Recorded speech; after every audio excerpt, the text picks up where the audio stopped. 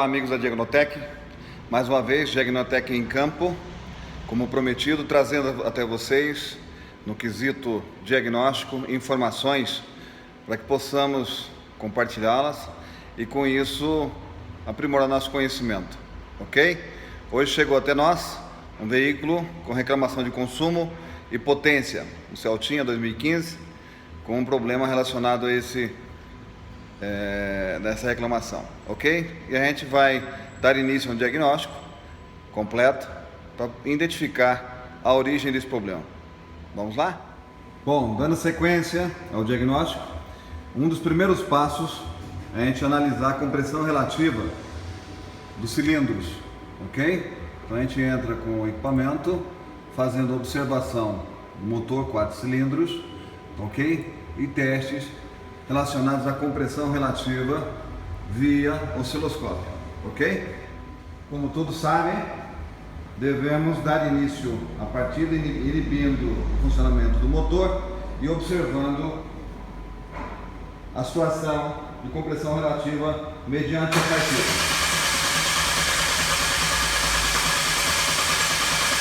Ok?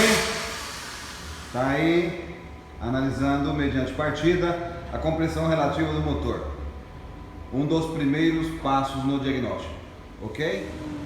Só identificando o gráfico da compressão relativa para confirmar o que acabou de ser feito.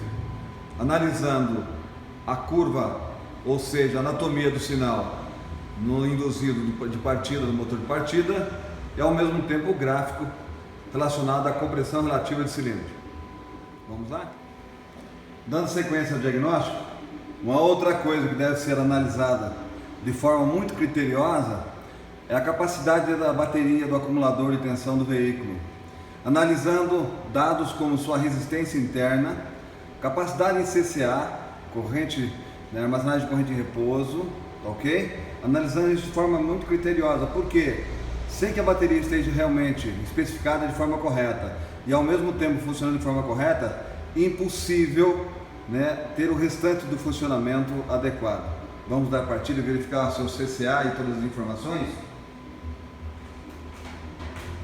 Ligando a ponta. Vamos lá. Ok.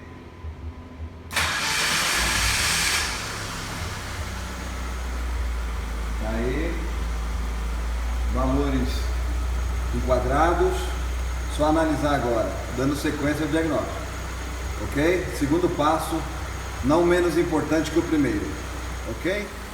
Aí, amigos, dando continuação ao diagnóstico, observem que, uma vez o scanner ligado, analisando os parâmetros do sistema de injeção e ignição, de cara já observamos aí o sensor MAP com um valor de parâmetro incorreto, acima do ideal. Também a tensão da borboleta, também um pouco acima do ideal. Observem que, buscando mais informação, já de cara a gente vê o circuito lambda aberto. Observem aí, e o aquecedor da mesma funcionando. Observem que o aquecedor 1 está nesse momento desativado, ativou, aquecedor funcionando, mas o circuito lambda aberto. Isso já identifica um problema sério aí, perdeu prioridade, a unidade perdeu, a sonda lambda perdeu prioridade em relação ao software da unidade. A gente continua analisando a sonda em relação ao seu parâmetro, a gente vai deixar isso na forma gráfica, e analisar o gráfico da sonda em relação à amplitude e tempo. Observe que eu tenho uma determinada amplitude, também tenho um determinado tempo, que possa analisar ambos os dois se estão corretos ou não. Observem que a sonda funciona. Eu vou travar aqui o sinal, a sonda está funcionando, mas o circuito de análise dela da unidade está aberto. Observem aqui que ele está aberto.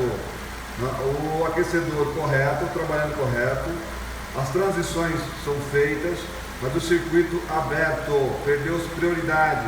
Se a gente for buscar isso em ajuste de curto e longo prazo, a gente vai verificar que tem um probleminha aí, já nos dizendo qual o possível problema, direcionando para um possível problema nesse carro.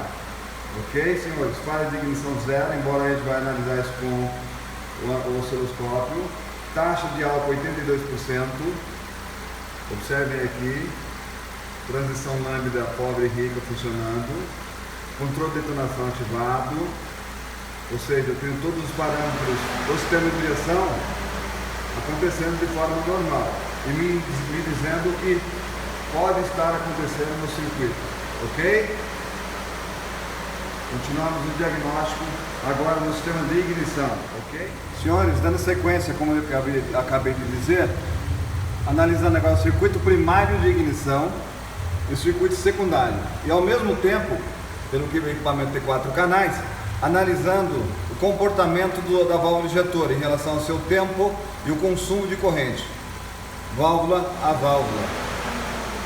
Dessa forma, eu posso analisar e confirmar o tempo de injeção, observando o gráfico e o comportamento da anatomia do sinal, e ao mesmo tempo, no sinal secundário, verificar todas as informações relacionadas a comportamento interno do cilindro, como compressão, consumo de combustível, mistura enriquecida ou empobrecida através do pendente, comportamento da bobina, comportamento do ângulo de permanência, tá? E o comportamento da compressão de cilindro ao mesmo tempo. Dessa forma, eu concluo com as outras análises toda a informação, né, necessária para determinar, né, o sentido de que esse carro pede potência e ao mesmo tempo tem um consumo elevado. Isso aqui só agrega informação àquelas outras que nós acabamos de ver, ok?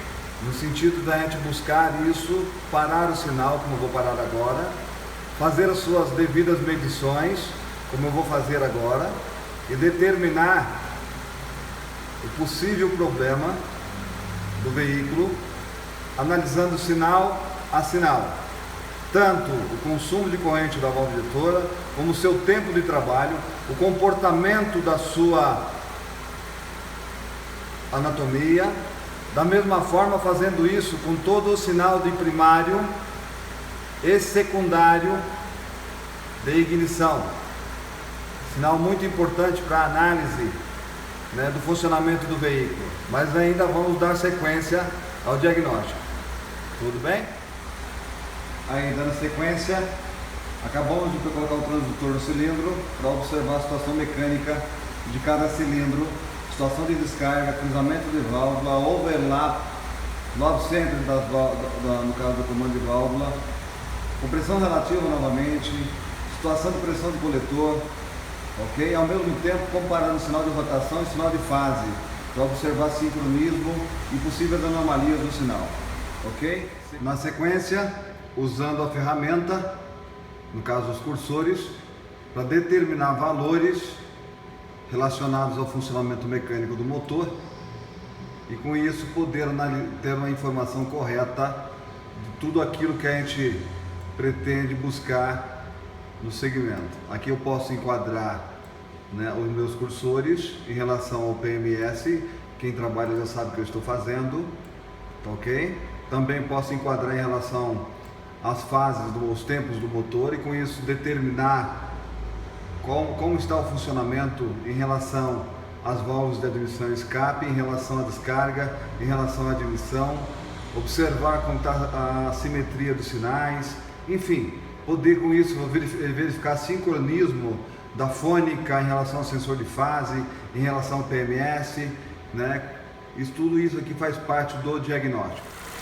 Dando sequência ao diagnóstico, observando a circulação de água antes e depois da válvula termostática, também no radiador, situação interna do radiador, situação de circulação da água, antes e depois da termostática, observando com isso temperatura uniforme em relação ao circuito, para não interferir no funcionamento do veículo, ok?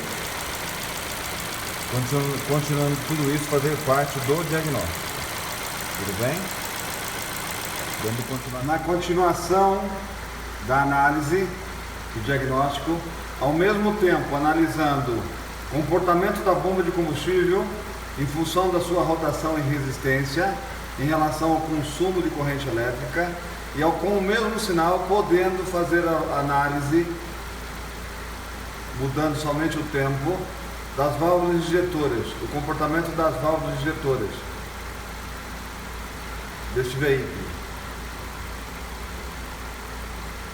Ok? Bacana, não?